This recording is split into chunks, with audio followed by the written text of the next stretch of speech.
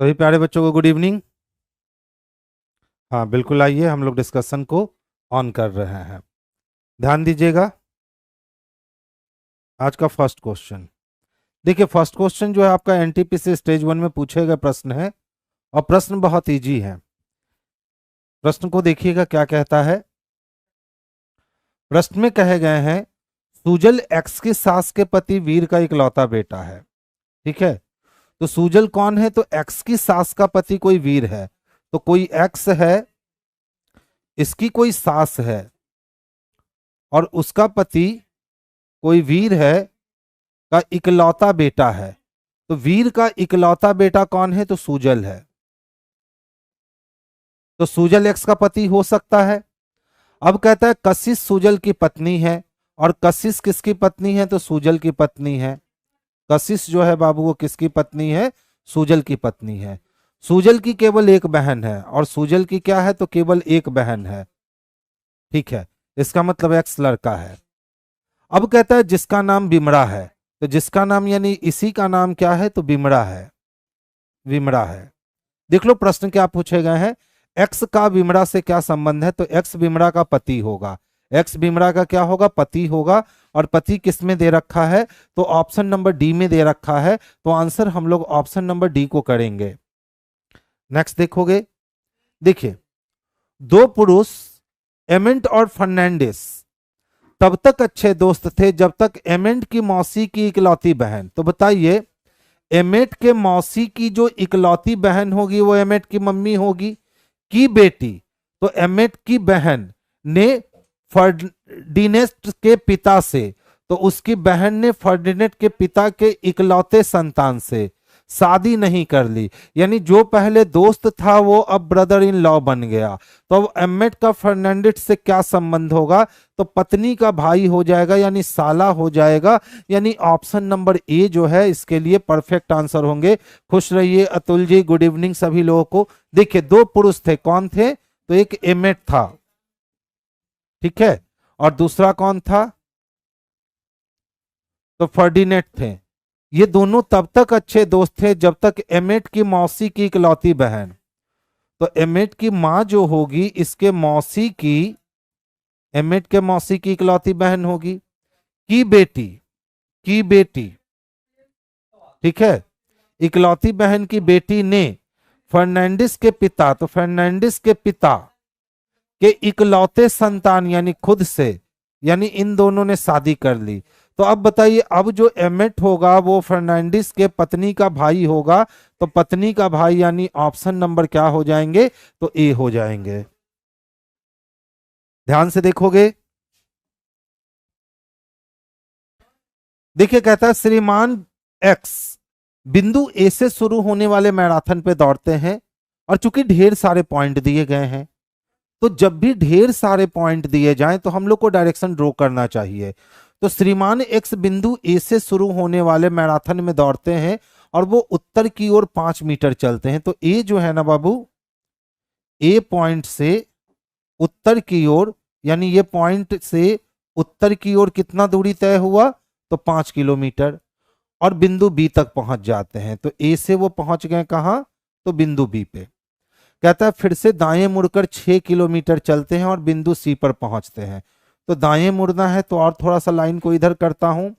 पहले उत्तर की ओर ए बिंदु से चलते हुए बी बिंदु तक पहुंचे जो 5 किलोमीटर दूर था, और फिर वो दाईं ओर मुड़कर 6 किलोमीटर चल के, कितना? 6 किलोमीटर चल के वो बिंदु सी पे पहुंच गए।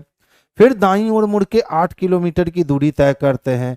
तो यहां से दाईं ओर मुड़ करके वो 8 किलोमीटर की दूरी तय कर करके वो बिंदु डी पे पहुंच जाते हैं। ठीक है, अब कहता है फिर दाईं ओर मुड़ करके 10 किलोमीटर पे बिंदु ई पे पहुंचते हैं। तो दाईं ओर मुड़ते हैं और कितना चलते हैं? 10 किलोमीटर, और 10 किलोमीटर चल करके वो बिंदु ई तक पहुंच जाते हैं। बहुत बढ़िया। फिर वो दाईं ओर मुड़कर 6 किलोमीटर चलते हैं। तो देखो दाईं ओर मुड़कर ये टोटल डिस्टेंस 8 किलोमीटर है और हमें ये डिस्टेंस 6 किलोमीटर कवर करना है, यानी इससे 2 किलोमीटर डिस्टेंस कम कवर करना है। और वो कहाँ पहुंच जाते हैं? तो बिंदु एफ तक पहुंच जाते हैं। फिर वो दाएं मुड़कर 1 किलोमीटर दौड़ते हैं। तो देखिए ये 6 है और ये 10 है, यानी ये डिस्टेंस 4 है। तो 4 में से 1 किलोमीटर हम दायां चल लिए और कहाँ पहुंच गए? तो बिंदु जी तक पहुंच गए। अब देखो क्या कहता है, फिर दाएं मुड़कर 3 किलोमीटर दौड़ते हैं और फिर दाएं मुड़कर के कितना दौड़ते हैं, तो 3 किलोमीटर। तो इसको बैलेंस करना होगा, इसको क्या करना होगा, बैलेंस करना होगा। ध्यान से देखिएगा, ये टोटल डिस्टेंस 8, ये टोटल डिस्टेंस 5, तो ये वाली डिस्टेंस जो ए और इसकी डिस्टेंस हो गई 3, और ये 6 है तो ये 3, तो यहाँ से 2 बचे हुए हैं और यहाँ पे ये 3 है, और वो दाएं मुड़ करके 3 किलोमीटर चलता है और जी से एच पे पहुंचता है। तो एच बिंदु पे पहुंच गया कितना चल के, 3 किलोमीटर। बहुत बढ़िया। कहता है बिंदु बी और बिंदु एफ के बीच की न्यूनतम दूरी निकालो। तो बिंदु बी और बिंदु एफ के बीच की आपको ये न्यूनतम दूरी निकालनी है, यानी अगर ध्यान से देखोगे आप तो आपको ये डिस्टेंस हासिल करने हैं, आपको ये वाला डिस्टेंस हासिल करना है। ठीक है, तो ध्यान दोगे, ये वाले डिस्टेंस अगर हम निकालने जाएं तो बताओ, ये टोटल डिस्टेंस 6 है और ये टोटल डिस्टेंस 8 है, तो ये वाली जो डिस्टेंस बनेगी ना हमारी, ये 2 की डिस्टेंस बनेगी। और ये टोटल डिस्टेंस 10 है और 10 में से हमने कितना देखा है, तो 3 इधर दिखा है और यहाँ पे 6 दिखा है, तो ये डिस्टेंस 4 बन जाएगी। ठीक है, तो रूट अंडर क्या लेंगे, तो 4 का स्क्वायर करेंगे और प्लस रूट अंडर 2 का स्क्वायर करेंगे, तो 4 चको 16 हो गए और 2 दूना 4 हो गए, यानी रूट अंडर 20 आएगा। अब रूट अंडर 20 है क्या, नहीं है, तो इसको तोड़ लो। जब इसको फ्रैक्शन में तोड़ोगे पूरा का पूरा एलसीएम लेकर के, तो आपको 2√5 आएंगे। 5 दूना 10, 10 दूना 20। ठीक है, तो आंसर हम लोग क्या लगाने वाले हैं, तो ऑप्शन नंबर डी लगाने वाले हैं। यही इसका 5 कैसे लगा दोगे बच्चा, बस फिगर थोड़ा सा गड़बड़ी हो जाएगी ना, तो फिर आपका माजरा भी यहाँ गलत हो जाएगा। तो आंसर हमारा क्या हो जाना है, तो 2√5 हो जाना है, क्योंकि ये वाली डिस्टेंस हमें 2 मिली थी और ये वाली डिस्टेंस 4 मिली थी, तो हमने आंसर निकाला तो √20 निकल गए। और √20 5 के लिए नहीं होता है, ठीक है बाबू, तो √20 किसके लिए होता है, तो 2√5 के लिए होता है। ट्रिपलेट लगेगा रे यहाँ, 3 4 रहेगा तब ना आप 5 करोगे। यहाँ तो आपके पास 2 हैं और आपके पास 4 हैं, तो 2 और 4 का ट्रिपलेट थोड़ी ना बनता है। ठीक है, 2 और 4 का ट्रिपलेट नहीं बनता है। मनीष कुमार जी बिल्कुल आ गया होगा, मंडे से ही स्टार्ट हो गया होगा। आगे चलिए, ऐप पे जाइए ना बाबू, आपको मिल जाएगा ऑनलाइन। अच्छा ध्यान से देखो तो, 14 है ना और ये 11 है ना, यानी हम 3 की कमी कर ले क्या। अच्छा देखो तो यहाँ 5 है और 2 है, यानी फिर से 3 की कमी कर लें, तो 14 में 3 घटा 11, अगर 11 में 3 घटाएंगे तो 8, 8 का मतलब h चाहिए। अब एक ही ऑप्शन में h दे रखा है, तो यही हमारा आंसर हो जाएगा। तो आंसर हम लोग किसको करेंगे, तो h को करेंगे। ठीक है, ध्यान दोगे।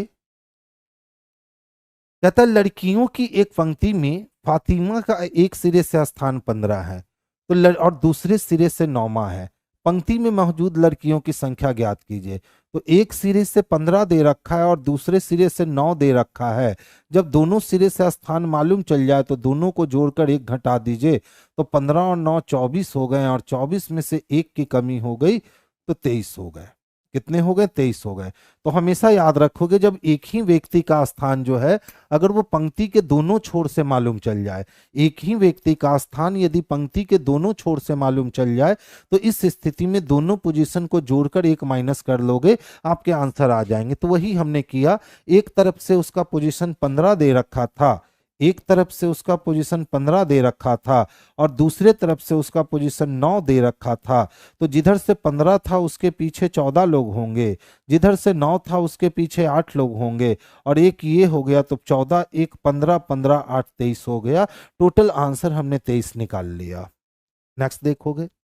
अच्छा बताइए, कहता है सर सभी पर्दे जो है ना परिष्कृत हैं, तो कोई पर्दा परिष्कृत नहीं है, तो सभी पर्दा परिष्कृत कैसे हो सकता है। कोई आदमी परिष्कृत नहीं है, तो आदमी ने दहेज मांगा, परिष्कृत ने मांगा, पर्दा तैयार है, यानी 2 नंबर सही हो गया। तो केवल 2 किस में दे रखा है, तो ऑप्शन नंबर डी में दे रखा है। देख लो, जितने भी आदमी थे ना बच्चा, वो सभी के सभी आदमी क्या थे, तो सर पर्दा थे। और जितने भी पर्दा थे उसमें से कोई भी पर्दा क्या नहीं था, तो परिष्कृत नहीं था। क्या नहीं था, परिष्कृत नहीं था। अब देखो क्या कहता है, कहता है सभी पर्दे परिष्कृत हैं। देख लो तो, पर्दा का परिष्कृत से दुश्मनी है, तो क्या सभी पर्दा परिष्कृत हो सकता है, नहीं। कोई आदमी परिष्कृत नहीं है। तो आदमी पर्दा के अंदर है, जब पर्दे की दुश्मनी परिष्कृत से है तो आदमी की दुश्मनी भी परिष्कृत से होगी। यानी 1 नंबर ऑप्शन गलत है और 2 नंबर ऑप्शन सही है। और ऐसी व्यवस्था हमें डी नंबर में स्पष्टता दिख रही है। तो आंसर हम लोग ऑप्शन नंबर डी को ही करेंगे। नेक्स्ट वन देखिए, ध्यान से समझिएगा। देखिए, कुछ घोड़े बंदर हैं, तो घोड़ा को बंदर से मिलवाने में यहां गधा तैयार नहीं है, खत्म हो गया। कुछ गधे बंदर नहीं है, तो देखिए तो गधा को किससे मिलवाना है? बंदर से। तो कुछ गधे बंदर नहीं है, बंदर ने मांगा दहेज, मिल गया और घोड़ा तैयार है, यानी सही हो गया। तो 1 नंबर गलत है और 2 नंबर सही है। ऐसा हम लोग को ऑप्शन नंबर बी में स्पष्टता देखने को मिल रहा है। चलिए वेन डायग्राम वाले बच्चे भी देख लीजिए। देखिए बाबू, जितना भी बंदर था ना, जितना भी बंदर था, ये सभी बंदर किसके अंदर था? तो सर गधा के अंदर था। और कुछ गधा क्या था? तो सर कुछ गधा घोड़ा था, कुछ गधा घोड़ा था। और फिर बोला कोई घोड़ा बंदर नहीं है, यानी कि घोड़ा और बंदर के बीच में 100% वाली दुश्मनी है। घोड़ा और बंदर के बीच में कितने परसेंट वाली? तो 100% वाली दुश्मनी है। अब देख लो क्या कहता है, कुछ घोड़े बंदर हैं। तो चूंकि घोड़ा और बंदर के बीच में जब 100% वाली दुश्मनी है, तो 100% वाली दुश्मनी है, तो ये गलत हो गया। अब कहता है कुछ गधे बंदर हैं, ठीक है, बंदर नहीं है। तो बताओ, जो गधा घोड़ा होगा, क्या वो गधा कभी भी बंदर हो सकेगा? नहीं हो सकेगा, क्योंकि स्टेटमेंट ही कहा है कि घोड़ा और बंदर नहीं है। तो जब घोड़ा बंदर नहीं है तो गधा का कुछ हिस्सा तो घोड़ा भी है, यानी गधा का कुछ हिस्सा जो घोड़ा के कब्जे में है वो कभी भी बंदर नहीं हो सकेगा। तो दूसरा नंबर जो कहा कि कुछ गधे बंदर नहीं है, बिल्कुल सही और स्पष्ट रूप से कह रखा है। तो 1 नंबर गलत और 2 नंबर सही होगा। और ऐसा आंसर हमें ऑप्शन नंबर बी में स्पष्टता देखने को मिल रहा है। तो आंसर भी भाई हम लोग ऑप्शन नंबर बी को लगाएंगे। ध्यान से देखो। अच्छा बताओ, इस सर्किल का अपोजिट ये ब्लैंक होगा और इस वाले का अपोजिट ये ब्लैंक होगा और ये दोनों एक दूसरे का अपोजिट होगा। तो बताइए, अगर हम ये वाला हिस्सा लेते हैं तो इसका अपोजिट तो ब्लैंक है ना, ब्लैंक साथ में होना नहीं चाहिए था, नहीं इस डाइस को नहीं बनाया जा सकता। अच्छा ध्यान से देखो, तो हमने लिया इस वाले फिगर को तो ब्लैंक बच गया, हमने लिया इस वाले फिगर को ट्रायंगल बच गया। ऑप्शन नंबर बी आंसर हो गए। अब सी क्यों काटा? तो देखिए ट्रायंगल और रेक्टेंगल दोनों अपोजिट है ना, और यहाँ पे दोनों साथ में है, कट गया। अच्छा इसको क्यों काटा? तो ट्रायंगल और रेक्टेंगल दोनों अपोजिट हैं जबकि यहाँ साथ में है, तो कट गया। नहीं आंसर कौन हो गए? तो ऑप्शन नंबर बी जो हमारा है यही हमारे लिए आंसर है। ठीक है, आगे चलूं क्या? गुड इवनिंग बाबू रवि रंजन जी, गुड इवनिंग बाबू, गुड इवनिंग। नेक्स्ट वन देखेंगे। अच्छा देखिए, बताया है ना आप लोग को 27 जुलाई से बैच आई है सुबह 9 से 10। पहले टॉपिक इसमें स्टार्ट है। जय श्री राम पंकज। देखो ये अच्छा प्रश्न है। कहता है सर 46 छात्रों की एक कक्षा में 18 लोग कैरम, 17 जो लोग शतरंज खेलते हैं, जिसमें 6 कैरम खेलने वाले भी शामिल हैं। ठीक है,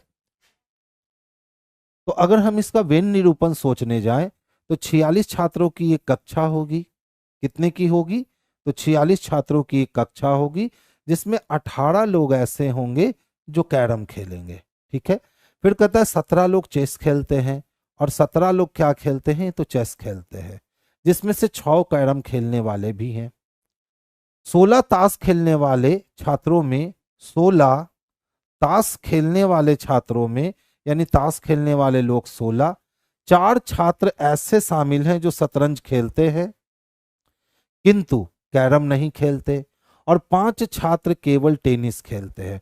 तो 5 छात्र जब केवल टेनिस खेलते हैं तो टेनिस वाले बिल्कुल अलग हो गए। ठीक है, ये ताश था और ये टेनिस था। अब कहता है सर बतलाओ कि निम्नलिखित में से कौन सी आकृति जो है वो सही ढंग से निरूपित करती है। तो इस टाइप की आकृति आपको सही ढंग से चुननी है।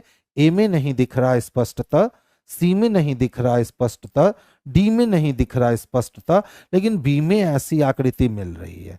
अब बी देख लो किस में है? तो सी में है। तो आंसर किसको लगा लोगे? तो ऑप्शन नंबर सी को लगा लोगे, तो आंसर सी हो जाएगा। सर मिशन एलपी बैच में रीजनिंग का पूरा क्लास अपलोड कराइए ना। बाबू अभिषेक कितने बजे टाइमिंग थी आपकी, ये बताओ तो मुझे, टाइमिंग बतलाओ कि कितने बजे लाइव चलती थी, क्योंकि उसमें तो पूरी क्लास अपलोड हो चुकी है। कौन कौन सी टॉपिक बची हुई है बताओ तो अभिषेक। मिशन एलपी बैच में रीजनिंग का किस समय आपकी क्लास चलती थी, तो मैं उसको बैलेंस करवा लूंगा, ठीक है। और जहां तक मेरा अंदाज है वो सारे अपलोड हो चुके होंगे। अच्छा देखो क्या है, बॉय है, एथलेटिक्स है, गर्ल है और डिसिप्लिन वाले हैं, ठीक है। अब पूछता क्या है, रीजनिंग फाउंडेशन का न्यू बैच कब आएगा? बाबू प्रीति अभी अभी किसान कोल्ड स्टोरेज में स्टार्ट हुआ है, ठीक है, 5 दिन का डेमो था। और आज पहला दिन जो है ना वो डायरेक्शन टॉपिक स्टार्ट हुआ है सुबह में 9 से 10, ये ऑफलाइन मोड में है, ठीक है। और ऑनलाइन मोड वाली जो बैच है उसमें जो नई टॉपिक आपके स्टार्ट होगी वो टॉपिक आपको ट्यूसडे को स्टार्ट होगी, उसकी टाइमिंग है शाम में 6। तो ऑनलाइन मोड अगर आना है तो आप शाम में 6 से 7 आ सकते हो, और ऑफलाइन मोड आना है तो किसान कोल्ड स्टोरेज में आप कल सुबह ही पहुंच जाओगे, सुबह में 9 से 10 पहली टॉपिक स्टार्ट हो गई है, ठीक है। बता तो दिया रे बच्चा। आइए ध्यान से देखिए, अब कहता है ना बाबू कि लड़के खिलाड़ी एथलेटिक्स दिए गए हैं, पूछता है दिए गए वेन आरेख के अनुसार गैर खिलाड़ी यानी जो खिलाड़ी नहीं है और अनुशासित लड़कों की कुल संख्या कितनी है। तो गैर खिलाड़ी यानी खिलाड़ी नहीं है, तो खिलाड़ी नहीं है यानी ट्रायंगल से बाहर चाहिए, ट्रायंगल से क्या चाहिए, बाहर चाहिए। लेकिन लड़का चाहिए, तो लड़का चाहिए, जो खिलाड़ी नहीं है लेकिन लड़का, वो भी कैसा लड़का चाहिए, तो अनुशासित लड़का चाहिए। तो अनुशासित लड़का हमको यहां दिख रहा है, ठीक है। और लड़का को दिखलाने के लिए 2 1 3, तो देखिए तो 2 को लिया नहीं, तो फिर इस कंडीशन में हम 1 का ही चयन करेंगे, तो आंसर हमारा क्या हो जाएगा, तो ऑप्शन नंबर बी हो जाएगा, ठीक है। प्रीति नहीं पता चला बाबू? देखिए ये वाली बैच 9 AM to 10 AM, ये प्योर ऑफलाइन बैच है बच्चा, ठीक है। ये 27 जुलाई 2024 से बैच स्टार्ट हुई थी, ठीक है। लेकिन इसमें क्या था ना कि अभी देखे थे कि वो दिल्ली वाली जो घटना घटित हो गई थी, तो दिल्ली वाली घटना घटित होने के लिए पूरी कैंपस बंद रही 5-6 दिन, ठीक है। और इसमें 4-5 क्लास जो इंट्रोडक्शन डेमो क्लास चले वो क्लास चले, जिसके कारण इसमें आज टॉपिक स्टार्ट हुई है, आज पहली टॉपिक डायरेक्शन इसमें स्टार्ट हो गई है। इसकी टाइमिंग है बाबू सुबह 9 से 10, और ये प्योर ऑफलाइन बैच है। तो आप बिल्कुल आप इस बैच में आ सकते हो, बिल्कुल ले सकते हो। और अगर आप ऑनलाइन बैच लेना चाहते हो तो ऑनलाइन बैच के लिए 6 PM टू 7 PM आपको अभी एक बैच हमारी मिल जाएगी, ठीक है। 6 PM टू 7 PM यही अभी की न्यू बैच है, ठीक है। और ये वाली बैच जो होती है ना बाबू, ये रोटेशनल बैच होती है, ठीक है। ये बैच कभी भी खत्म नहीं होती है, यानी ये वाली बैच जो है शाम के 6 से 7 वाली बैच, वो एक रोटेशन पे, सर्कुलर रोटेशन पे चलती है। आप जिस टॉपिक से स्टार्ट करोगे एक चक्र पूरा हो करके और उसी टॉपिक पे फिर आपकी बैच आएगी, तो आप समझ लोगे कि हमने पूरी रीजनिंग कवर कर ली है। तो इसमें बच्चे कभी भी आकर के एडमिशन ले सकते हैं, इसमें कोई फिक्स नहीं है कि कब से एडमिशन लेना है। जब भी नया टॉपिक स्टार्ट हुआ है आप उतने क्लास से एडमिशन ले सकते हैं। तो इसमें बैच हमेशा रोटेट होता रहता है, ठीक है। तो इसका नाम ही मैंने रख दिया रोटेशन बैच, यानी जिस टॉपिक से आपने स्टार्ट किया आप रिकॉर्डेड देख सकते हैं, जितनी बार मन करे पीछे जाकर रिकॉर्डेड देख सकते हैं, लेकिन उसकी लाइव भी क्लास चलेगी। जैसे समझ लो इस बैच में क्या होता है, मान लो मैंने पहले डायरेक्शन पढ़ाया, फिर रैंकिंग पढ़ाया, फिर ब्लड रिलेशन पढ़ाया, और आपने डायरेक्शन रैंकिंग नहीं किया, मेरे साथ ब्लड रिलेशन से जुड़े, तो ब्लड रिलेशन के बाद अगली टॉपिक पढ़ाते पढ़ाते पढ़ाते पढ़ाते फिर डायरेक्शन पे आऊंगा, फिर रैंकिंग पे आऊंगा और फिर ब्लड रिलेशन पे आऊंगा। तो जब पूरा एक सर्किल पूरा करके मैं ब्लड रिलेशन पे आ गया तो समझ लेना कि आपकी क्लास जो है ना ये पूरी हो चुकी है। इसीलिए इसको हम रोटेशनल बैच कहते हैं, ये रोटेशन में ही चलता रहता है। तो इसमें बच्चे कभी भी जुड़ सकते हैं। आप जितनी पीछे की बैच निकल गई है उसका वीडियो आप देख सकते हैं, या चाहते हैं कि सर का वीडियो नहीं देखना है, आने वाले समय में उस टॉपिक को हमको लाइव क्लासेस में देखना है, तो आप उस क्लासेस को भी लाइव ले सकते हैं, क्योंकि ये रोटेशन चलता रहता है और ये सालों भर ऐसे ही चलता रहता है, ये कभी खत्म नहीं होता है, ठीक है। अब अच्छे से समझ गए होगे, आइए ध्यान से समझोगे। देखो बाबू, इस टाइप का जो प्रश्न होता है ना, बड़ा आसान होता है, लेकिन बस हम लोग क्या है ना कि अपने कॉन्सेप्ट के कारण इसमें गलतियां करते हैं। ध्यान से देखो, बी को किससे मिलवाना है? तो एन से। तो हमेशा याद रखना मेरी एक छोटी सी बात, अगर किसी एलिमेंट के दोनों तरफ साइन का मुख खुला हो, एकदम इसको गांठ बांध लो, ठीक है? ये जो होता है ना पत्थर की लकीर, उस पत्थर के लकीर की तरह इसको अपने दिमाग में एडजस्ट कर लो कि जब एक ही एलिमेंट के दोनों तरफ साइन का मुख खुला हो, या फिर उस एलिमेंट के दोनों तरफ साइन का मुख बंद हो, साइन का मुख खुला हो या साइन का मुख बंद हो, यानी ये वाली सिचुएशन क्रिएट होनी चाहिए। तो इसमें अनदेखा पुल बन जाता है जिसको हम लोग क्रॉस नहीं कर पाते हैं। पीडीएफ टेलीग्राम चैनल पे भी मिलेंगे आपको, ऐप पे भी मिल जाएंगे, ठीक है? तो देखिए, इसको क्रॉस नहीं कर सकते हैं और इसी का नाम हमने दिया है चाइना वॉल। क्या नाम दिया है? China wall. यानी एक एलिमेंट के दोनों तरफ साइन का मुख खुला हो या एक एलिमेंट के दोनों तरफ साइन का मुख बंद हो, तो हम उसको क्रॉस नहीं कर सकते हैं, चाहे कुछ भी हो जाए। तो अब ध्यान से देखिएगा, तो बी को किससे मिलवाना है? तो एन से। बी जानता है ओ को, ओ जानता है यू को, यू जानता है एन को। तो देख लो, यू के दोनों तरफ साइन का मुख बंद है, यानी ये वाली व्यवस्था मिल गई।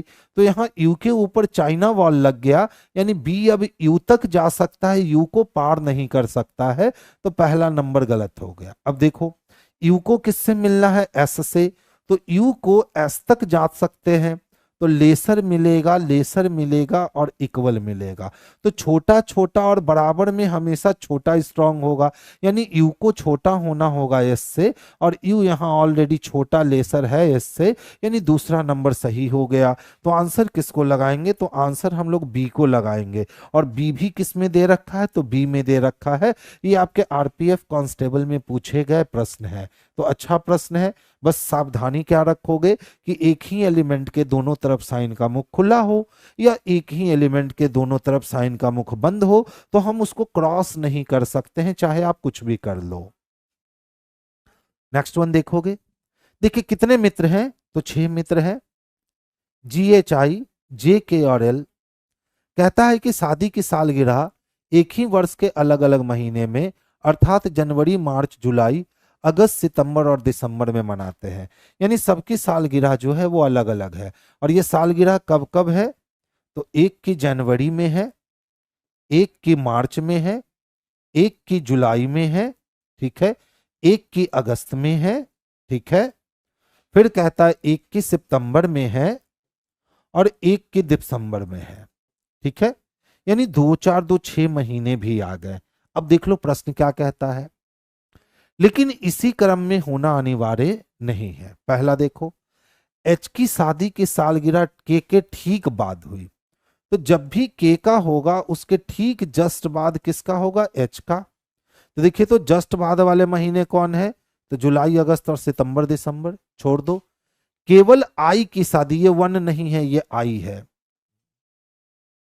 केवल आई की शादी की सालगिरह जी से पहले हुई, तो केवल आई की शादी की सालगिरह जी से पहले हुई, इसका मतलब है कि केवल आई की शादी की सालगिरह जी से पहले हुई, यानी आई के पहले और कोई नहीं आ सकता। जे की शादी की सालगिरह सितंबर में है। अब देख लो, जे की शादी की सालगिरह कब है? सितंबर में है। फिर कहता है इसमें किसकी सालगिरह दिसंबर में है? तो के जस्ट बाद ना एच था, तो के गया जुलाई में और जस्ट उसके अगले महीने में एच आया। तो कौन कौन थे? तो GHIJKL थे, इकलौता एल बचा हुआ, यानी एल की शादी की सालगिरह दिसंबर में थी। यानी ऑप्शन नंबर ए इसके लिए सबसे पर्याप्त और सबसे सुटेबल आंसर्स के रूप में बाहर निकल के आया। तो आंसर किसको लगाएंगे? तो ऑप्शन नंबर ए को लगाएंगे। छोटा सा क्वेश्चन था, देखो कहता है ABCDEFGH एक वर्गाकार मेज के चारों ओर केंद्र की ओर मुख करके बैठे हैं। तो कितने लोग हैं? तो 8 लोग हैं। और एक वर्गाकार मेज के चारों ओर केंद्र की ओर मुख करके बैठे हैं। चलो, हो गया। कहता है इनमें से कुछ व्यक्ति कोने पर बैठे हैं जबकि कुछ भुजाओं के मध्य में बैठे हैं। डी एफ के बाईं ओर तीसरे स्थान पर बैठा है, डी किसी एक कोने पर बैठा। तो डी जब किसी एक कोने पर बैठेगा और डी एफ के बाईं ओर तीसरे स्थान पर बैठेगा, तो एफ को यहां रख के केंद्र को दिखाएंगे, तभी एफ का दायां और एफ के बाएं पहला दूसरा तीसरा डी आएगा। फिर कहता है सी ए के दाईं ओर दूसरे स्थान पर है, तो ए जहां भी होना है उसके दाईं ओर दूसरे स्थान पे सी को होना है। फिर कहता है ए किसी भी कोने पर नहीं बैठा, तो ए जब कोने पे नहीं बैठा तो ए भुजा के मध्य में होगा। अगर हम ए को यहां रखते हैं तो सी को रख सकते हैं, या ए को यहां रखते हैं तो सी को रख सकते हैं। तो इसके लिए दो कंडीशन है, लेकिन हमें यह ज्ञात हो चुका है कि सर ए के पास दो ही पोजीशन है, या तो आप सर ए को इस पोजीशन पे रख लो, या तो सर आप ए को इस पोजीशन पे रख लो। आगे चलते हैं। अब कहता है ए डी के बगल में नहीं बैठा, तो ए जब डी के बगल में नहीं बैठा इसका मतलब ए को यहां बैठना होगा, और ए चूंकि सेंटर को देख रहा है तो इसके दाएं पहला और दूसरा सी को यहां बैठना होगा। हमने सी तक का काम कर लिया। आगे चलते हैं। कहता है फिर जी ई के ठीक बगल में बैठा है, और जी बाबू देखो ई के ठीक बगल में बैठा है तो बस यही पोजीशन उसके लिए बैठ सकता है। जी किसी भी भुजा के मध्य में नहीं है, तो जी जब भुजा के मध्य में नहीं है तो जी कॉर्नर में होगा, और किसके बगल में होगा, तो इसने कहा था जी ई के बगल में बैठा है। अब देखो क्या कहता है, जी और बी के बीच केवल 3 व्यक्ति बैठे हैं, तो जी जब यहाँ है तो 1 2 3 गैप करके आपने बी को यहाँ बैठाना है। A B C D E F G खत्म हो गए, इकलौता एच बच गया। एच को इस कॉर्नर पे बैठाओगे और आपके अरेंजमेंट जो है वो पूर्णतः कंप्लीट हो जाएंगे। देखो क्या कहता है, एच के दाईं ओर दूसरे स्थान पे कौन बैठा है, तो ऑलरेडी एच तो सेंटर को देख रहा था ना, तो इसके दाएं स्थान पे पहला ए और दूसरा बी। अब दूसरा बी किस में है, तो ऑप्शन नंबर बी में है, तो आंसर भी हम लोग ऑप्शन नंबर बी को लगाएंगे। नेक्स्ट वन देखेंगे। देखिए कहता है सर नीचे दिए गए कथन और उसके जाने वाले कार्यवाही को ध्यानपूर्वक पढ़े और बताएं कि कौन सी कार्रवाई कथन का तार्किक रूप से पालन करता है। तो हमेशा देखिएगा क्या होता है ना कि statement and course of action में, यानी कथन और कार्यवाही में सबसे पहली घटना जो घटित होती है स्टेटमेंट से रिलेटेड आपका होना चाहिए कोर्स ऑफ एक्शन, और कभी भी कठोर कार्यवाही नहीं लेनी होती। तो ध्यान से समझोगे। कहता है यदि कल तक कोई भी कर्मचारी अपनी कार्य रिपोर्ट प्रस्तुत नहीं करता है तो मासिक परियोजना संकट में पड़ जाएगी। अब स्टेटमेंट में कहा गया कि भैया जो भी कर्मचारी हैं अगर अपने काम का रिपोर्ट कल तक पूरा नहीं दे देते हैं तो मासिक परियोजना जो हमारी है ना, यानी मंथली की जो परियोजना हमारी है वो परियोजना संकट में पड़ जाएगी। तो संकट में ना पड़े हमारी परियोजना, उसके लिए क्या एक्शन लेना है, बस वही एक्शन का चयन करना है। तो ध्यान से देखोगे, कहता है कार्य रिपोर्ट प्रस्तुत करने की तारीख बढ़ाई जानी चाहिए। जब कार्य रिपोर्ट प्रस्तुत करने की तारीख ही हम बढ़ा देंगे, इसका मतलब है कि हम कार्य रिपोर्ट प्रस्तुत करने की तारीख जब बढ़ाएंगे तो ऐसा एक्शन तो सुटेबल जा नहीं सकता है, तो ये गलत हो जाएगा। सर क्लास से निकल के कॉल करें, क्लास से निकल के कॉल करें। दूसरा देखिए, कुछ कर्मचारियों को तेजी से कार्य करके कल तक अपनी कार्य रिपोर्ट प्रस्तुत करनी चाहिए। अब समस्या तो यही है ना कि अगर कल तक कार्य रिपोर्ट जमा नहीं करते हैं तो हमारी जो परियोजना है वो संकट में पड़ जाएगी। तो भैया कल तक क्या कर देना चाहिए, तो कार्य रिपोर्ट प्रस्तुत कर देना चाहिए। नेक्स्ट देखोगे, अधिकांश कर्मचारियों द्वारा विलंब से कार्य रिपोर्ट प्रस्तुत किए जाने के कारण का पता लगाया जाना चाहिए और इसकी रोकथाम के लिए उचित उपाय किए जाने चाहिए। यह भी बिल्कुल सही है। अब भैया इस बार हमने किसी तरह से मामला संभाल लिया, लेकिन अगर लोगों की यही आदत बन गई तो ये मामला तो हर बार गड़बड़ होगा। तो क्यों ऐसा हुआ, इसके कारण का पता लगाना भी बहुत ही जरूरी है, यानी तीसरा एक्शन भी हम ले सकते हैं। तो इस वाले स्टेटमेंट के लिए हम एक्शन नंबर 2 और एक्शन नंबर 3 यानी कार्यवाही नंबर 2 और कार्यवाही नंबर 3 का चयन कर सकते हैं। और देखिए तो कहीं ऐसे ऑप्शन में है तो ऑप्शन नंबर ए में ही दे रखा है कि केवल कार्यवाही 2 और 3 अनुसरण करता है। तो आंसर क्या लगा लेंगे, तो ऑप्शन नंबर ए लगाएंगे। नेक्स्ट क्वेश्चंस की ओर मूव कर रहा हूं। देखो बाबू, प्रारंभ हुई है 9 जुलाई से ये बैच, यकीन बैच है जो आपकी बीपीएससी शिक्षक भर्ती 4.0 के लिए 100 मार्क्स 20 मार्क्स वाले की बैच है। ये क्लास 1 से 5 तक चलेगी। गणित, रीजनिंग, विज्ञान, करंट अफेयर, सामाजिक विज्ञान, भूगोल, पर्यावरण, भारतीय राष्ट्रीय आंदोलन, हिंदी और इंग्लिश के ये बैच है। तो जो भी आपके मित्र बंधु हैं आप उनको ये बैच बता सकते हो, टीआरई 4.0 की वो तैयारी अगर कर रहे हैं तो इस बैच को वो परचेस कर सकते हैं। देखिए ध्यान से समझिएगा, वक्तव्य यानी स्टेटमेंट दिया गया कि मृत्यु का कोई निश्चित समय नहीं है। तो स्टेटमेंट के अकॉर्डिंग ही हमें पता चल रहा है कि मृत्यु का कोई निश्चित समय है ही नहीं।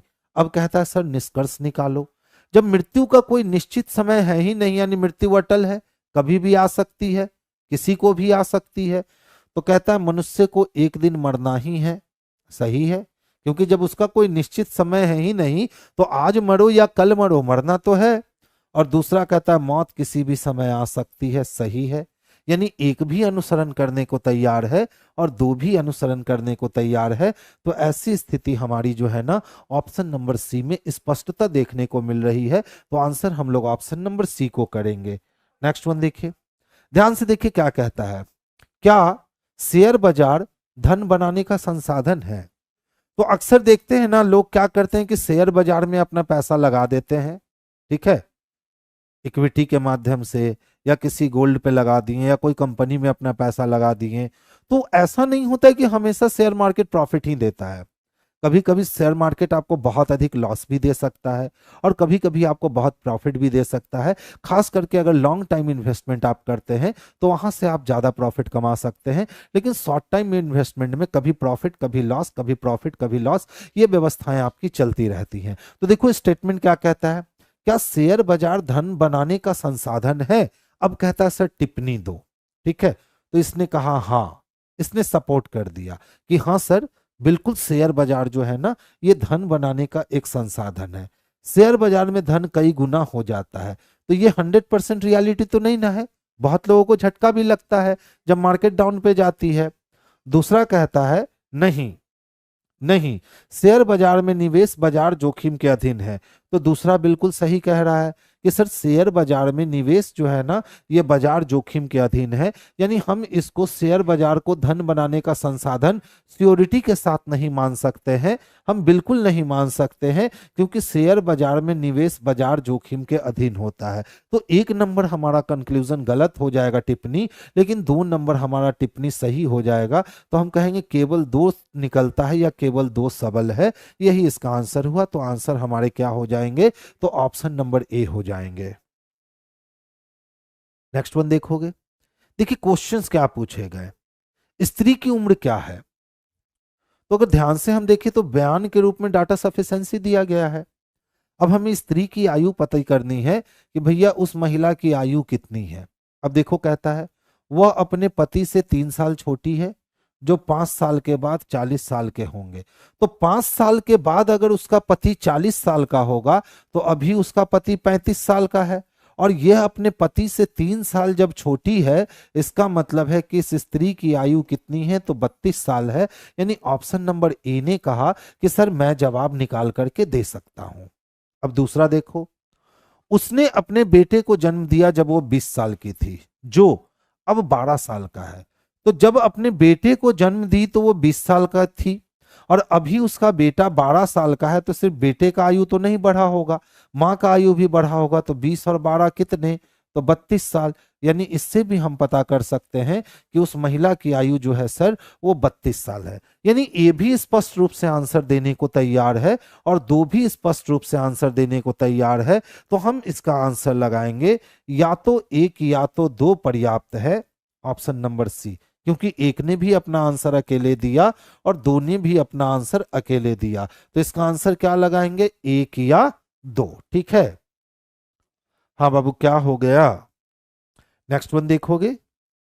अच्छा देखिए क्या कहता है, प्रश्न पूछे गए हैं चॉकलेट बॉक्स का मूल्य इसमें मौजूद चॉकलेटों की संख्या पर निर्भर करती है। अब आपको बताना है कि बॉक्स में कितने चॉकलेट है। तो कोई भी चॉकलेट बॉक्स का जो कीमत है वो इस बात पे निर्भर करेगा कि बॉक्स में कितने चॉकलेट है, बॉक्स में कितने चॉकलेट है। अब देखो कथन एक क्या कहता है, मध्यम आकार के बॉक्स का मूल्य 1000 रुपया है। तो क्या इससे यह स्पष्ट होगा कि मध्यम आकार के बॉक्स में 100 टॉप चॉकलेट रखा गया है, कि 20 चॉकलेट रखा गया है, कि 500 चॉकलेट रखा गया है, कि 1000 चॉकलेट रखा गया है? नहीं पता चलेगा, यानी पहला डाटा पर्याप्त नहीं है। अच्छा दूसरा देखो, छोटे आकार के बॉक्स में 100 चॉकलेट होते हैं। तो इससे भी तो पता नहीं चलेगा, क्योंकि छोटे बॉक्स के आकार में कितने चॉकलेट होते हैं, 100 चॉकलेट होते हैं, लेकिन उस 100 चॉकलेट का मूल्य कितना है पता नहीं चलेगा, यानी 2 नंबर भी पर्याप्त नहीं है। अच्छा, अगर हम दोनों को मिलाने की कोशिश करेंगे तो हमें ये तो पता चल जाएगा कि छोटा वाला पैकेट जो होता है वो 100 चॉकलेट का, लेकिन मध्यम वाला पैकेट और बड़ा वाला पैकेट कितने चॉकलेट का होता है ये हमारे पास जानकारी नहीं है। तो 1 और 2 को एक साथ मिलाने पर भी हम जानकारी नहीं दे पाएंगे, यानी ऐसे क्वेश्चंस का आंसर हमारा जाएगा 1 और 2 आंसर मिलके भी पर्याप्त नहीं है। तो देखो तो कहाँ है ऐसा, तो ऐसा ऑप्शन नंबर डी में दे रखा है कि कथन 1 और 2 दोनों एक साथ पर्याप्त नहीं है। तो आंसर किसको लगा लेंगे, तो ऑप्शन नंबर डी को। देखिए ये सेम चीज पहले था ना, ये क्वेश्चन जो है ये डाटा सफिशिएंसी का क्वेश्चन है, और ये पहले भी बहुत पूछे जाते थे, और अभी भी इस टाइप के क्वेश्चन जो है वो आपके बहुत अधिक पूछे जाने लगे हैं, खास करके किसमें, तो ग्रुप डी वाले एग्जाम में ये क्वेश्चन बहुत पूछे गए हैं डाटा सफिशिएंसी के। एएलपी में कम देखने को मिला, लेकिन हाँ देखने को मिला ये क्वेश्चन, एएलपी में देखने को मिला, कम देखने को मिला बनिस्पत ग्रुप डी के। ठीक है, नेक्स्ट वन देखोगे। देखो बाबू कहता है उस विकल्प का चयन कीजिए जो दिए गए शब्द में त्रिकोण की संख्या बताए। तो बताओ, अगर हम यहां से हासिल करने की कोशिश करें तो यहां से हमें 3 त्रिभुज मिलेंगे क्या, मिल गए ना 3।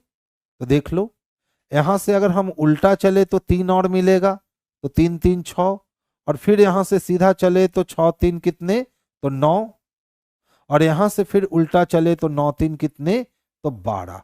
यानी अभी तक हम लोगों को 12 त्रिभुज मिल गया। एक हमने इसको काउंट नहीं किया था जो ये था 13 नंबर का त्रिभुज, और एक हमने इसको काउंट नहीं किया जो ये है 14 नंबर का त्रिभुज, और बाकी दोनों के मिलने से कोई नया त्रिभुज नया नहीं बन रहा है। तो इसमें त्रिभुज की टोटल संख्या कितनी है, तो 14 है। ये प्रश्न आपके एलपी के एग्जाम में पूछे गए हैं, तो आंसर हम लोग 14 को लगाएंगे। नेक्स्ट देखो, निम्नलिखित आकृति बनाने के लिए न्यूनतम कितनी रेखाओं की आवश्यकता पड़ेगी, यानी हम लोग को न्यूनतम रेखा 18 नंबर वाला एक बार समझा दीजिए। ठीक है बाबू, पेशेंस रखिए। निम्नलिखित आकृति के लिए न्यूनतम रेखा, तो देखिए रेखा 3 प्रकार का होता है, हॉरिजॉन्टल लाइन, वर्टिकल लाइन और डायगोनल लाइन।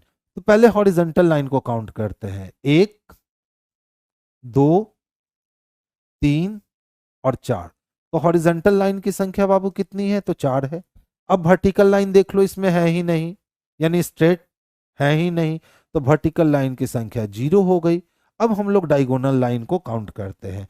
तो चलिए देखिए, तो डायगोनल लाइन कितने हैं, इधर से अगर हम देखें तो 1, ठीक है, फिर इधर से देखें तो 2, और फिर इधर से देखें तो 3, यानी इधर से हमें 3 डायगोनल लाइन मिले।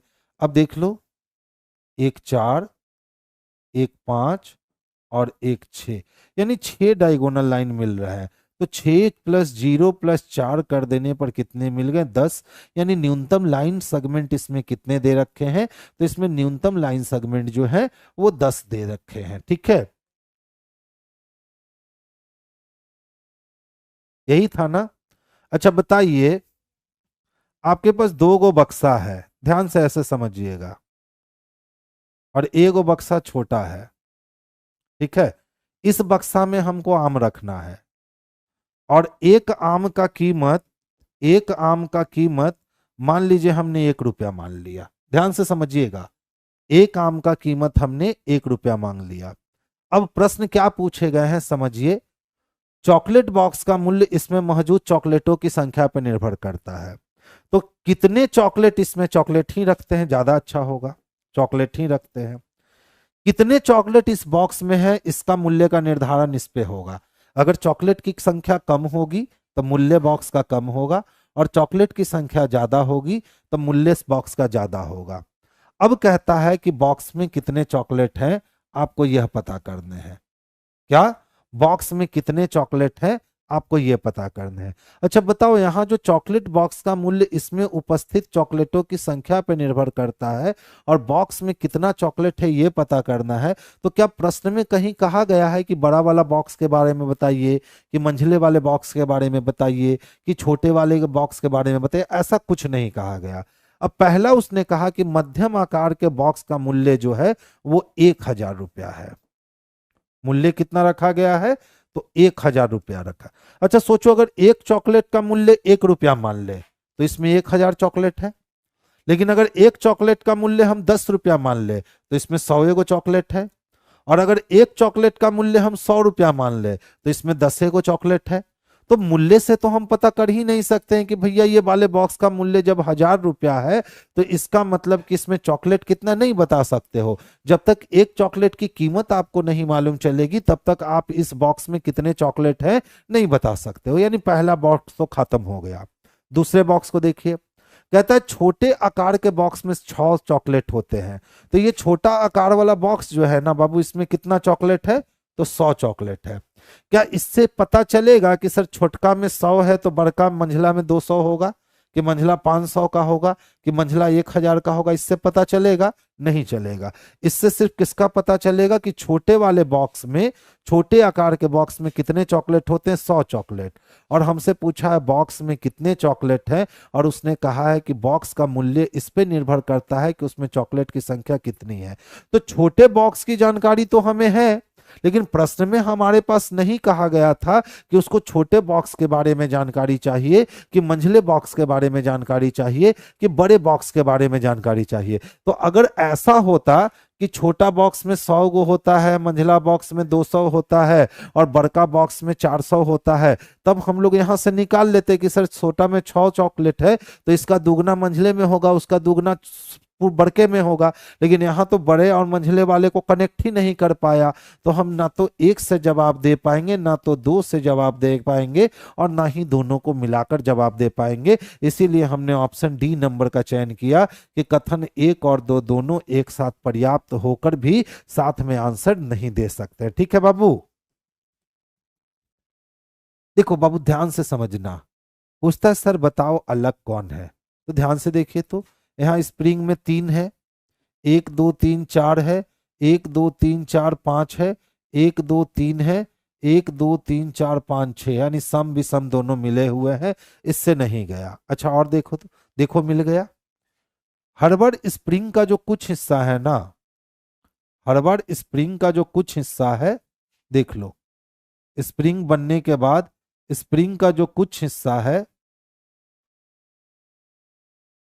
ठीक है, देख लो। लेकिन डी नंबर ऑप्शन में देखो, ये स्प्रिंग पूरा चला गया है, जबकि इस पे स्प्रिंग को कितना जाना चाहिए था? तो स्प्रिंग को बस थोड़ा सा निकलना चाहिए था, इतना। अगर इतना निकलता तो सब में सिमिलैरिटी होता, लेकिन ये क्या किया कि पूरा नीचे तक लेके चला गया। यानी सारे में से अदर में डिफरेंट डी है, और डी किस में दे रखा है? तो बाबू डी ऑप्शन नंबर बी में दे रखा है। तो आंसर हम लोग ऑप्शन नंबर बी को लगाएंगे। आंसर किसको लगाएंगे? ऑप्शन नंबर बी को लगाएंगे। जिन लोगों ने सी लगाया उन लोगों ने गलत लगाया। ठीक है, हम लोग को भिन्न की पहचान करनी थी, अन्य से भिन्न ढूंढना था। ध्यान से देखो, कहता है सर असंबंध की पहचान करो। देखो ये भी सिंबल है, ये भी सिंबल, ये भी सिंबल। इसमें हम सी को लगा सकते हैं, क्योंकि इकलौता जो है वो परफेक्ट सिंबल है डेल्टा, और बाकी सब तो लेटर को ही दिखा रहे हैं। पी को ही इधर इधर इधर मुड़ा दिया है छोटा बड़ा को, तो हम सी को लगा सकते हैं। यानी डेल्टा सबसे अलग है, डेल्टा सबसे क्या है? अलग है। देखिए कहता है 1 घंटे में घंटे और मिनट वाली सुई कितने समय अंतराल के बाद एक दूसरे से मिलती है? तो एकदम कॉन्सेप्चुअल क्वेश्चन है, जिसको इसका कॉन्सेप्ट मालूम है वो बच्चे आसानी से लगा लेंगे। ठीक है, और जिसको कॉन्सेप्ट नहीं मालूम है उन बच्चों को समस्या का सामना करना पड़ेगा। तो हमेशा याद रखना कि घड़ी की घंटे और मिनट वाली सुई जो है ना, वो बाबू 65.5/11 मिनट पे एक दूसरे से आपस में मिलती है। अब बोलोगे सर कैसे? तो ध्यान से देखोगे, पहली बार अगर घड़ी को देखोगे एक दूसरे के ऊपर तो वो ठीक 12 बजे होगा, और दूसरी बार देखोगे तो 1 बज करके 5.5/11 पे होगा। तीसरी बार देखोगे तो 2 बज करके 10 पूर्णांक 2 बटा 11 मिनट पे होगा, 11 5। निकाल लो ना, 2 का मतलब हो गया 10 मिनट, 10 × 12/11, तो 120/11, 11 दहिया 110, यानी 10 पूर्णांक 10/11। 11 मिनट होगा। 10.10/11 मिनट होगा। ठीक है, तो हमेशा ये जो घड़ी की दोनों सुइयां है ना, वो कितने देर के अंतराल पे टकराएंगी? तो 65.5/11 मिनट के अंतराल पर हर बार वो एक दूसरे के ऊपर आ जाएंगे। तो याद रखोगे घड़ी की दोनों सुइयां आपस में कितने देर पे मिलती हैं? तो घड़ी की दोनों सुइयां आपस में 65.5/11 मिनट पे आपस में मिलती है, जिस सिचुएशन को हम लोग समानुपाती के नाम से यानी ओवरलैप के नाम से जानते हैं। तो हर बार ओवरलैप करने में उसको, एक दूसरे को पार करने में उसको कितने समय लगते हैं? तो 65.5/11 मिनट लगते हैं। ये बिल्कुल प्योर कॉन्सेप्ट है, इसको निकालने का तरीका ही नहीं है। तो ये प्योर क्या है? कॉन्सेप्ट है। जिनको ये कॉन्सेप्ट याद है उनके लिए गेम आसान है, और जिनको ये कॉन्सेप्ट नहीं याद है उनके लिए ये गेम बड़ा मेहनत वाला है। तो हमेशा याद रखोगे कि एक घंटे में घंटे और मिनट वाली सुई कितने समय अंतराल के बाद एक दूसरे से मिलेगी? तो एक घंटे में एक दूसरे से समय अंतराल के बाद वो 65.5/11 मिनट की दूरी पर वो एक दूसरे से मिल लेगी। नेक्स्ट देखोगे, एक घंटे में और घंटे और मिनट वाली सुई कितने समय अंतराल के बाद एक दूसरे, अच्छा एक ही क्वेश्चन दो बार आ गया, तो 65.5/11 मिनट। नेक्स्ट वन देखेंगे। देखिए कहता है ना सर 10 अक्टूबर 1990 को सैटरडे था, तो 10 जनवरी 1890 को कौन सा दिन होगा? एकदम कॉन्सेप्चुअल क्वेश्चन है, कॉन्सेप्ट है तो गेम आसान है आपके पास। 1990 एक साधारण वर्ष है, तो अक्टूबर और जनवरी सेम होते हैं। तो जब 10 अक्टूबर को सैटरडे है तो 10 जनवरी को भी सैटरडे होगा। तो 10 अक्टूबर से 10 जनवरी कैंसिल हो गया। 1990 से 1890 आने में 100 साल पीछे आना होगा, और 100 साल में बाबू जो शेष दिन मिलेगा वो 5 ही मिलेगा, क्योंकि शताब्दी लीप वर्ष क्रॉस नहीं करेंगे। तो हम लोग क्या करेंगे ना कि सैटरडे में या तो 5 दिन पीछे जाएंगे, उससे अच्छा हम 2 दिन आगे जाएंगे। तो संडे छोड़ करके मंडे हो गया, यानी आंसर हमारा सोमवार हो जाएगा। तो आंसर हम लोग सोमवार को लगाएंगे। ये भी पूरे तरीके से कॉन्सेप्ट पे डेवलप्ड क्वेश्चन था। यानी अगर आपको पता है कि साधारण वर्ष में जनवरी और अक्टूबर सेम होते हैं तो आपको कुछ करना ही नहीं है। 10 अक्टूबर से 10 जनवरी सेम ही होगा, तो 10 अक्टूबर 10 जनवरी जब सेम होगा यानी सैटरडे ही होगा, तो दिन का खेल खत्म हो गया। अब हमको 1990 से 1890 तक आना, यानी 100 साल पीछे आना है। और 100 साल में 24 लीप ईयर होते हैं और 76 साधारण वर्ष होते हैं। इसका मतलब है कि शेष दिनों की संख्या 100 साल में 5 होती है। तो या तो हमें सैटरडे से 5 दिन पीछे आने होंगे, या तो हमें 2 दिन आगे जाने होंगे। तो सैटरडे से 5 दिन पीछे आओगे फिर भी आप मंडे को आओगे, या सैटरडे से 2 दिन आगे जाओगे फिर भी आप मंडे को ही जाओगे। तो आंसर आपके मंडे हो जाएंगे। ये रहे आपके शॉर्ट तरीका। अब देखो लॉन्ग तरीका क्या है हमारे पास। 10 अक्टूबर 1990 है, और कौन सा दिन दे रखा है? सैटरडे। पूछता क्या है? 10 जनवरी 1890 को जाना है, यानी 100 साल और 11 महीने पार करने हैं। तो पहले 10 अक्टूबर 1990 को हम बैलेंस करके लाएंगे 10 जनवरी 1990 तक। तो देखो जनवरी 10 दिन खत्म हो गया, 21 दिन और बच गए। 21 दिन के लिए 0। फरवरी चूंकि 90 लीप ईयर नहीं है तो 0 देगा। मार्च हमें 3 देगा, अप्रैल हमें 2 देगा, मई हमें 3 देगा, जून 2 देगा, जुलाई 3 देगा, अगस्त 3 देगा, सितंबर 2 देगा, और अक्टूबर में 10 है यानी कि 3 देगा। देख लो, 2 2 4, 4 3 7, 3 3 6, 3 तिहाई 9, 3 चौको 12, 2 14, खत्म हो गए। यानी कि जब यहाँ सैटरडे है तो यहाँ भी कौन सा दिन होगा? तो सैटरडे होगा। तो 10 अक्टूबर 1990 को सैटरडे है, तो 10 जनवरी 1990 को भी कौन होगा? तो सैटरडे होगा। ठीक है, अब ध्यान से समझिएगा, ध्यान दोगे। डेट हमारा बैलेंस है क्या? है। मंथ हमारा बैलेंस है क्या? है। दोनों साल के बीच में अंतर निकाले तो कितने साल का अंतर आया? तो 100 साल का अंतर आया। इस 100 साल में अगर हम लीप ईयर की बात करें तो इस 100 साल में 24 लीप ईयर मिलेंगे। उंगली पे काउंट कर लेना, बटा 7। तो 124/7, 124/7 भाग दे दो 124 को, इससे 7 से। तो 7 एकम 7 हो गए, कितने हो गए 5, सती सती 49 हो गए, कितने बच गए 5, यानी शेषफल कितने प्राप्त हुए, तो शेषफल बाबू यहां हमें 5 प्राप्त हुए। अब या तो सैटरडे से आप 5 दिन प्लस करो या तो -2 दिन करो, ठीक है।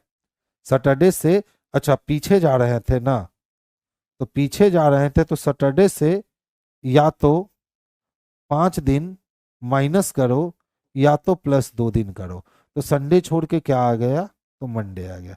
लॉन्ग टर्म से बनाओगे आपको इतना मेहनत करना पड़ेगा, लेकिन जैसा कि हमने कहा मुजबानी बनाने के लिए, तो फिर वहां से आप काम आसानी से कर सकते हो। चुनमुन Kumar ji 22 number answer P होगा। पी क्यों होगा बच्चा बता, तो इसको सिंबल मानेगा तू, ये सिंबल है, ये छोटा वाला पी है, देखो तो ये पी को ही क्या किया है, तो घुमा दिया है, ठीक है।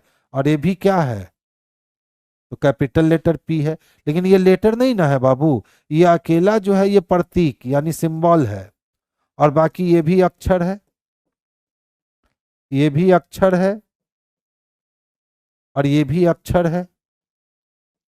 तो 4 में से आपको एक और पता करना था, 4 में से आपको एक क्या करना था, ऑड पता करना था। और 4 में से 3 आप देख रहे हो कि आपके अक्षर दे रखे हैं और एक ही आपके सिंबल दे रखे हैं, तो आंसर क्या मानोगे, तो सिंबल को लगाओगे। उसने वही किया था, असंबंध की पहचान करे, यानी किसमें संबंध नहीं है, तो पी, ए बी और डी में तो संबंध है, दोनों में एक सर्किल के साथ लाइन खींचा गया है, ठीक है। लॉजिक दीजिए, पी होगा सर, क्यों पी होगा, रीजन बताइए। अच्छा बताओ, ये सिंबल है, अगर ये सिंबल है और ये सिंबल है और ये सिंबल है, अगर ये तीनों सिंबल है तब तो सही है कि पी आंसर होगा, लेकिन मुझे पता है कि ये सिंबल नहीं है और ये सिंबल नहीं है, तो इसीलिए आंसर पी नहीं है, ठीक है, पी नहीं है। क्लियर है बाबू, आगे चलिए। देखो, बेहद ही खूबसूरत, यानी इतने क्वेश्चनों में सबसे खूबसूरत क्वेश्चन हम लोग इसको मान सकते हैं, बहुत ही खूबसूरत क्वेश्चन है और एकदम मजेदार क्वेश्चन है, ध्यान से देखना। 1 को लिया, 9 को लिया, तो 9 गुना 1 किया 9 हुआ। अब 9 दूना 18 एकम 18, 1 गुने 2 गुने 9 किया, तो 9 दूना 18 एकम 18। अब इन दोनों को आपस में गुणा कर दिया, तो 18 को 9 से गुना करेंगे तो 162 आएगा क्या। इसी तरह से देखिए, फिर क्या किया है, 1 3 8, 1 गुना 3 गुना 8, तो 8 तिहाई 24 एकम 24 हो गए। और फिर देखो क्या किया है, तो 5 गुने 7, तो 7 बचे कितने हो गए, तो 35 हो गए, और आपस में इन दोनों को गुना कर दिया, तो 35 को लो और 24 के साथ गुना कर दो, तो देखो 35 चको कितने हो जाएंगे, तो 140 के लिए 0, हाथ में बच गए 14, 35 दूना 70, और 70 और 14 हो गए 84, तो गुना करने पे कितना आया, तो 840 आया। देख लो कितना खूबसूरत सा क्वेश्चन है। अगर चले तो देखिए क्या मांगा, कितना है बाबू, तो 76 है, तो 7 को 6 से गुना करेंगे तो 7 छक कितने आएंगे, तो 42 आएंगे। दूसरा क्या है, तो 1 × 1 × 8 है, अटका 8 अटका 8, 42 को 8 से गुना करवा लो, 8 दूनी 16 का 6 हुआ, हाथ में एक, 8 चको 32 और एक 33 हो गए, यानी 336 चाहिए, जो ऑप्शन नंबर ए में स्पष्ट रूप से दे रखा है। तो काफी बेहतरीन और काफी खूबसूरत क्वेश्चन था। नेक्स्ट वन देखेंगे। देखिए, अंग्रेजी वर्णमाला में कौन सा असर अक्षर होगा जी, यहाँ कौन सा अक्षर स्थान को पलटने पर भी परिवर्तित नहीं होता, कोई नहीं। सारे अक्षर जो है ना, अगर स्थान को पलट दीजिएगा तो सारे के सारे अक्षर जो हैं उनका स्थान बदल जाएगा, ध्यान से देखोगे। A B C D E F G H I J K L M N O P Q R S T U V W X Y और जेड। अब हम स्थान को पलट देते हैं, तो स्थान को पलटेंगे तो क्या लिखेंगे, जेड वाई एक्स डब्ल्यू भी you TSR QPO NM LK P ML K J, उसके बाद IHGF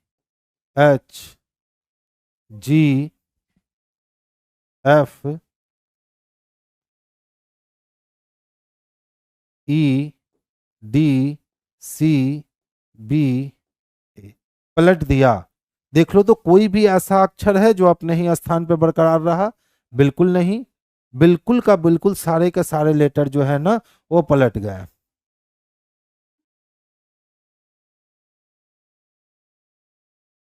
सर आप जो पी पढ़ रहे हैं वो क्या है? रो है, रो हमें कहाँ दिख रहा है रे? किस वाले में बताइए?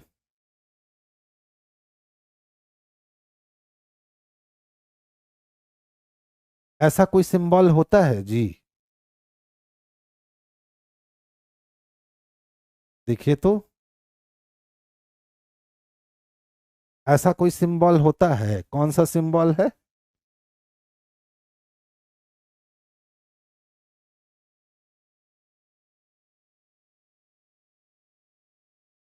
अगर ये सिंबल है तब तो फिर आंसर पी ही होगा, और अगर ये सिंबल नहीं है तो आंसर तय है कि कौन होगा, सी होगा। अब मुझे तो लग रहा है कि ये एबीसीडी का छोटा वाला पी है और ये एबीसीडी का छोटा वाला ए है। हम लोग ऐसे ए को लिखते हैं ना, छोटा वाला ए। अब इसी को थोड़ा सा घुमा के लिख दिए, तो थोड़ा सा घुमा के लिखे तो ऐसा बन गया, देख लो। हम लोग छोटा वाला पी ऐसे ही तो लिखते हैं ना, ठीक है? तो छोटा वाला पी है। आइए नेक्स्ट वन चलते हैं। देखिए कहता है रिक्त स्थान को भरे। अच्छा क्वेश्चन है, ध्यान से देखोगे। क्या था? 95 था, 45 था, 86 था, 48 था, 77 था। Next one is what? ठीक है, ध्यान दोगे। 95 से 86 होना है तो -9 की कमी, और 86 से 77 होना है, -9 की कमी कर सकते हैं। अब देखो तो, आपस में गुना किए तो 9 पचे 45, आपस में गुना किए तो 8 छक 48, तो आपस में गुना करेंगे तो सती सती 49, सती सती 49। Option number A, option number A. आगे चले, नेक्स्ट वन देखोगे। देखिए कहता है 3 से 4 बजे के मध्य कब मिनट वाली सुई घंटे वाली सुई से 6 मिनट पीछे होगी? जब भी पीछे बोले ना माइनस कर देना, और आगे बोले तो प्लस कर देना। तो 3 का मतलब कितना मिनट? तो सर 3 का मतलब 15 मिनट, और कितना मिनट पीछे? 6 मिनट। तो 15 में 6 माइनस कर दो, 15 में 6 माइनस करोगे 9 होंगे। अब गाड़ी का चाबी लगा दो, 12/11 कैलकुलेट कर दो। 12×9 = 78 से यानी 108 हो गया, और बटा कितने? 11 हो गए। तो देखो तो, 11 दहिया 110 ना, यानी 11×9 = 99 कट जाएगा, 11×9 = 99 कट जाएगा, और 9 ऊपर बच जाएगा। यानी समय क्या लगेगा? तो 3 बज करके 9 पूर्णांक 9/11 मिनट, 3 बज करके 9 पूर्णांक 9/11 मिनट। ठीक है, ऑप्शन किस में है? तो ए में है।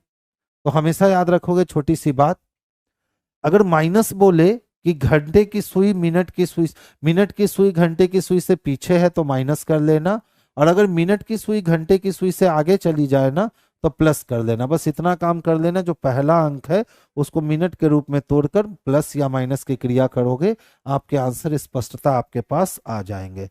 आज 29 क्वेश्चन थे, तो चलिए आज की सभा हम लोग यहीं बर्खास्त करते हैं।